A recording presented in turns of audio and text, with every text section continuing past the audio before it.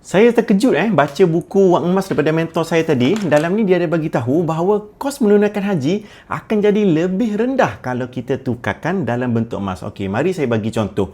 Pada tahun 2017, harga untuk menunaikan haji kosnya ialah 9,980.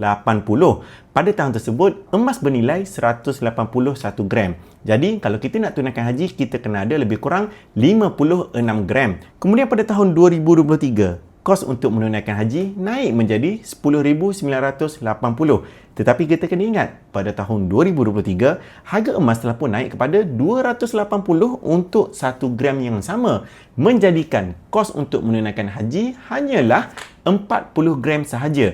Jadi kalau kita compare data daripada tahun 2017 dengan data pada tahun 2023, setelah berlalunya 6 tahun, maka kos untuk menunaikan haji jimat sebanyak 16 gram kalau dikira dalam bentuk emas, walaupun kos untuk menunaikan haji tersebut telah pun naik.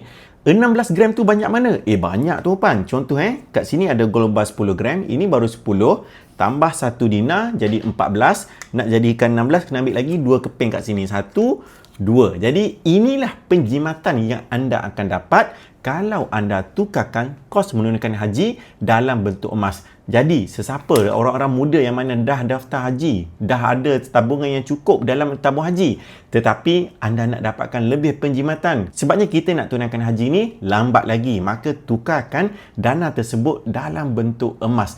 Jadi, anda akan dapat penjimatan kat situ. Macam mana nak mulakan simpanan emas dengan Public Gold? Saya akan bantu anda daripada A sehingga ke Z, sehinggalah anda boleh tunaikan haji dengan menggunakan emas dan dapat penjimatan kat situ. Macam mana?